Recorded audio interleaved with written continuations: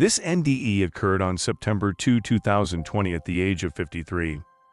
My first NDE occurred when I was 4 years old, near drowning with little detail, but with knowledge of God's existence, which has led to me being a lifelong seeker of truth. My NDE. I awoke at 5 a.m. with the full moon shining through the slats of my room's blinds. I got out of bed, opened the blinds, and gazed at the moon before returning to bed and falling asleep. A few small pastel-colored balls of light floated into the scene while I was dreaming some ordinary dream. The dream was brightened by another type of light that the orbs seemed to emit, a soft white light that faded everything in my dream into the background. I then decided to go with these orbs without hesitation. I found myself in space, just above the atmosphere. I was completely conscious and thought, "It's happening," implying that I had died.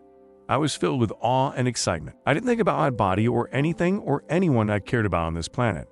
During my experience, there was complete detachment or no recollection of my earthly life, which I found odd but not distressing after I returned. I don't think it meant that my life or the people I'd care about here weren't important to me. It was more about being present in order to limit distraction. It felt completely natural to be so present without any concern or burden. I looked to the right after I had the thought that I had died and saw many white wisps floating up into space from the earth at different intervals, and I knew they were souls of people who had just died as well. Then I had this overwhelming desire to be with Jesus. The intensity of that feeling surprised me because, while I had been drawn to and loved Jesus on earth, the desire to see him in spirit was all-consuming. I shot up with incredible speed, but then I wanted to see the earth below, so I slowed until I just hovered there in awe, gazing at all the stars around me. I also had the impression that there wasn't enough time to look at the earth, but that thought seemed to come from outside of myself, from other beings I couldn't see. I thought about the earth again, and suddenly I was floating above a building, but I didn't know where. When I considered touching it, an opaque form of my hand appeared, and when I touched it, my hand felt its density, but passed right through it. It was bizarre. So I flew through the wall faster and didn't feel a thing. I became aware that I was in a nursing home. I moved along the ceiling and through the walls until I arrived in a room with two very old women with dementia in their beds, awake and in some kind of mental distress. As I got closer to them, I noticed a soft, green glow emanating from me. When the first woman looked up and began smiling joyfully in my direction, I realized she could see me. My light touched her, and she babbled back at me, but she was so happy. The other woman next to her reacted in the same way, and when I considered healingly touching her cheek with my hand appeared with a green glow, and I felt her face. Because my hand wasn't solid, she cupped hers over mine, and it just merged into mine. And based on her joyful reaction, she appeared to feel it as well. I'm a nurse on this earthly plane, and I've cared for many people with memory issues, so helping in spirit felt natural to me, albeit in a different way. It was just more satisfying and joyful right away, because the heaviness of my human body and mind was gone. All that came out of me was love, and I received it in return. I looked up through the ceiling into the night sky, and then I remembered the ocean. I adore the ocean as a human being. When I looked down, the waves were breaking on a partially frozen shore. I considered just jumping in, but it appeared to be quite cold. So I just skimmed the surface of the water with my hand, and it wasn't cold, just cool. I remember thinking it was strange that I was concerned about the water's temperature. It was a very human thought. When I was flying around in space, I had no such thoughts. It was as natural to me as breathing. Then Jesus came to mind again, and I shot up into space among the stars until I reached a certain distance before stopping and drifting back down near Earth. This happened to me a few times, not because something or someone stopped me, but because I was simply enthralled by all the wonders around me. I felt like a kid for the first time at Disneyland multiplied by 1,000. If you're wondering why I didn't describe what I saw in detail, it's simply not possible. Awe is an indescribable emotion. I was thinking about Jesus again. I could only go so far in space before I had to stop. But this time I felt as if a force was stopping me from going any further or even calling out his name. Perhaps I wouldn't have been able to return if I had been allowed. I recall being dissatisfied while floating in space and asking myself, "Where is Jesus?" Just as I was wondering why I couldn't see him, I noticed a light across the darkness of space that wasn't like the light of the stars. This light was familiar to me. I did not approach the light. The light grew closer to me and grew larger.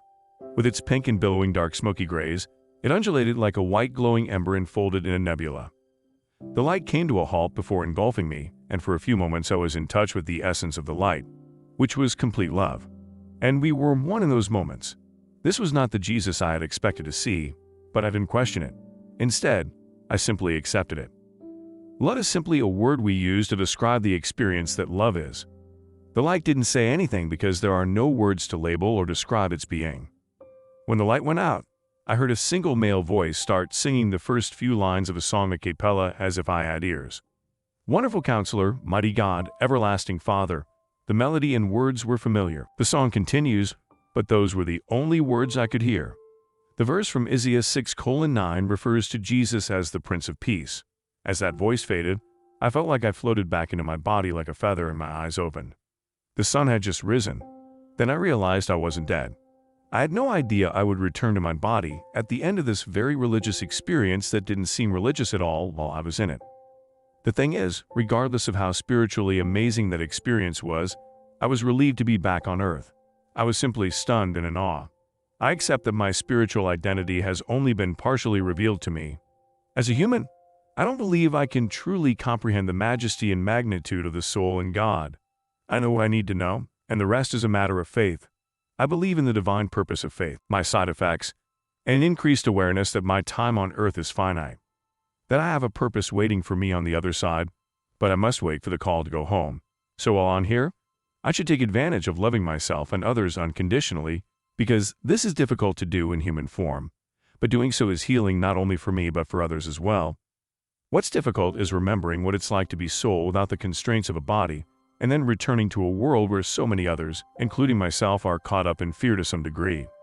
Knowing what it's like to be completely free of fear and worldliness, and then returning to be subject to it personally again, as well as witnessing others go through it, feels even more oppressive. But there is no way out, only transcendence. I've become more sensitive to pain and grief for myself and humanity, which has resulted in even more compassion and love, including forgiveness. My spiritual eyes have been opened to see through illusions within myself, others, society, and systems to see the painful truth of how we manipulate and harm ourselves and others out of fear. And that fear must be recognized and acknowledged. And the destructive things we've done, as well as the consequences of those actions, must be laid bare in front of us so that we can feel the pain, grieve, and then show ourselves compassion and unconditional love. Then we can truly show compassion and love to others. This is how love overcomes fear. It's an acceptance, an integration driven by pure love, a return to completeness. This knowledge, I believe, is a result of my experience and one that I've put into practice. It's not simple. It's deep, divine, and at times heartbreaking work. But like childbirth, the reward is enormous.